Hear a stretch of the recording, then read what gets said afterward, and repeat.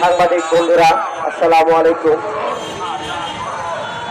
Media এবং সংবাদ মাধ্যম জাতির বিবেক, আমরা জানি এই মিডিয়া যদি না থাকতো সত্য ঘটনাগুলো উন্মোচন হতো না। আমরা আমাদের সংগঠনের পক্ষ থেকে তাদেরকে অভিনন্দন জানাই। আমরা এখানে অবস্থান করছি একটাই কারণে, গ্রামীণ ব্যাংকের চাকরি স্থায়ীকরণের কারণে। আমরা বিগত 12 সাল, 18 সাল এবং 19 সাল থেকে এই আন্দোলনটা ধারাবাহিকভাবে সুষ্ঠুভাবে পরিচালনা করে আসছি।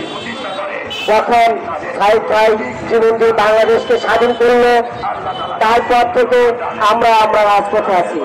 আমরা গ্রামীণ ব্যাংক প্রশাসনের সাথে শান্তি চুক্তির জন্য শ্রম মন্ত্রণালয় এবং রাষ্ট্রীয় যে দপ্তরগুলো এবং ডক্টর মোহাম্মদ ইউনূস স্যারের দপ্তরেও আমাদের স্মারকলিপি আমরা দিয়েছিলাম।